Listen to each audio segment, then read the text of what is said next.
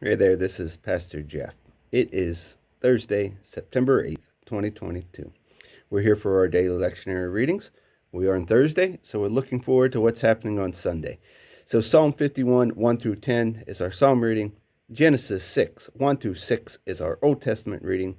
And then 1 Timothy chapter 1, verses 1 through 11 is our New Testament reading. Let us take a listen in. Psalm 51. Generous in love, God, give grace, huge in mercy. Wipe out my bad record. Scrub away my guilt. Soak out my sins in your laundry.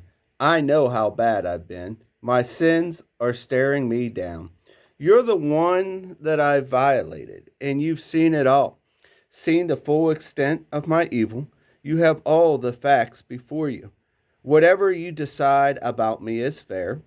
I've been out of step with you for a long time, in the wrong since before I was born. What you're after is truth from the inside out. Enter me, then conceive a new, true life. Soak me in your laundry, and I'll come out clean. Scrub me, and I'll have a snow white life. Tune me in to foot tapping songs. Set these once broken bones to dancing. Don't, too, look close for blemishes. Give me a clean bill of health. God, make me a fresh start in me. Shape a Genesis week from the chaos of my life. Don't throw me out with the trash or fail to breathe holiness in me. Bring me back from the gray exile. Put a fresh wind in my sails. Give me a job teaching rebels your way so the lost can find their way home. Commute my death sentence, God, my salvation, God, and I'll sing anthems to you, life-giving ways. Unbutton my lips, dear God. I'll let loose with your praise.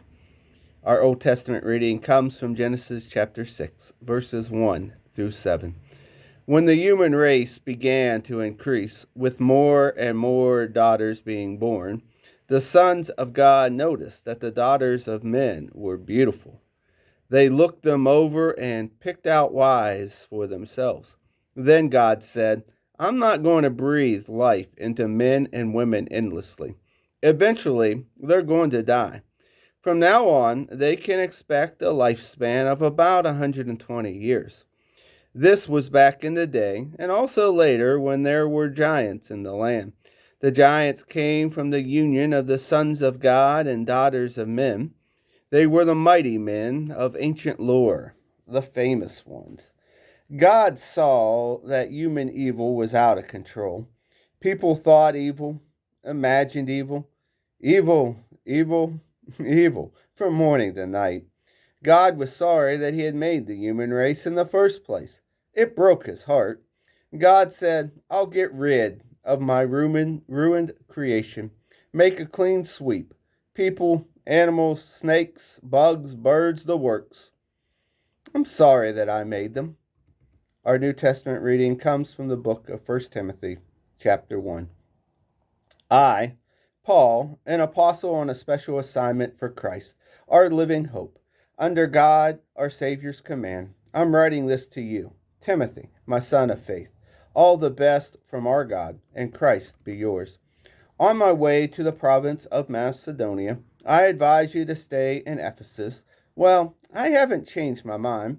Stay right there on top of things so that the teaching stays on track. Apparently, some people have been introducing fantasy stories and fanciful family trees that digress into silliness instead of pulling the people back into the center, deepening faith and obedience. The whole point of what's urging is simply love. Love uncontaminated by self interest and counterfeit faith. A life open to God. Those who fail to keep to this point soon wander off into the dead ends of gossip. They set themselves up as experts on religious issues, but haven't the remotest idea of what they're holding forth with imposing such eloquence. It's true that moral guidance and counsel needs to be given, but the way that you say it and to whom you say it are as important as what you say. It's obvious, isn't it, that the law code isn't primarily for people who live responsibly, but for the irresponsible who defy all authority, riding roughshod over God, life, sex, truth, whatever. They are cynical towards this great message that I've been putting in charge of by this great God. And here ends our readings for the day. God's peace and blessings.